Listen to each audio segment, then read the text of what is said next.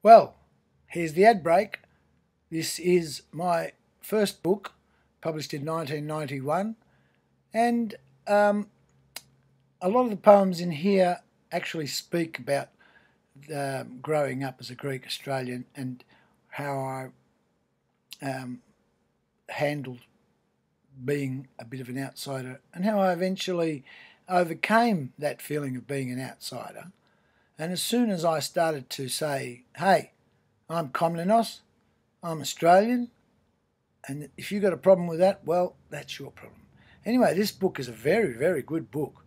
And as I say, the library should have at least 10 copies of this book, and they can purchase them from me whenever they like. Here's another book of mine that was published in 1992, The Baby Rap and Other Poems, published by Oxford University Press. The library should also have this book as well, and these can be obtained from me as well. So, put some dollars together and buy some books. Back to the questions. Why do I not use capital letters? Because I don't write in sentences. Because the Beats didn't write in capital letters. They started it. And it made sense to me that I was not able to determine who is important enough to give a capital letter to. We usually give it to government and God and, capital letters at the beginning of sentences and things like that. But I didn't see really a need for it. It only becomes problematic writing without capitals when you're writing prose, sentences, full stops, etc. This confuses people. But when you're writing poetry and when you set it out like the Beat poets set their poems out down the page, like I set my poems out, then I don't think it's really necessary. And I don't want to be saying who's important enough to get a capital letter and who's not. Noura from Narooma shows a very different style, issue and distinctive voice to your other HSC poems. What is the reason for this choice? What was the inspiration for the poem? Okay, you picked it. It's a different style, yes, because it was written for the theatre and it's a fictional character. It's a construction of a person from the experiences of a group of actors and myself. This character was made up and her stories, her life was constructed, and I wrote the monologue, the long monologue, telling her story. Now, it was written for a play called In the Eye of the Law, which was funded by the New South Wales Law Reform Commission, and it investigated justice and the law, and whether people, sometimes you lose a court case. I mean, there's not a correlation between justice and the results of a court case. And Noura from Narooma, I've never been to Narooma, by the way, it's further down the coast, I believe. Anyway, she was facing, pretty severe domestic violence, and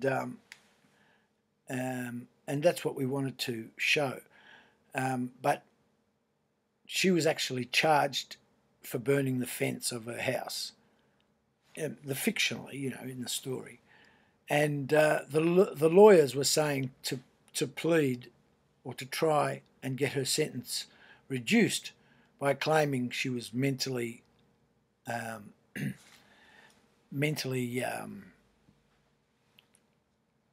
disturbed at the time that she did it, that she burnt down the fence of her husband's house or ex-husband's house, and she didn't accept that. Our character didn't accept that. She wanted to tell the real story of what had happened and take the consequences. And all the characters in the play that we made, there was an Aboriginal youth worker who'd sided with the boys in a riot at the prison and then had to explain to the authorities why he had done that.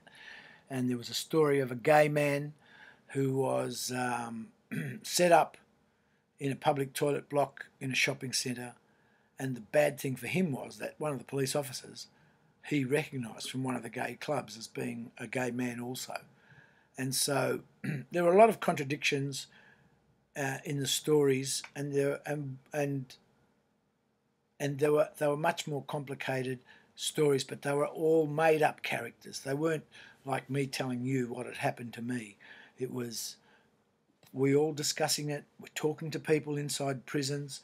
We're talking to people who'd been in trouble with the law, and we then created these characters and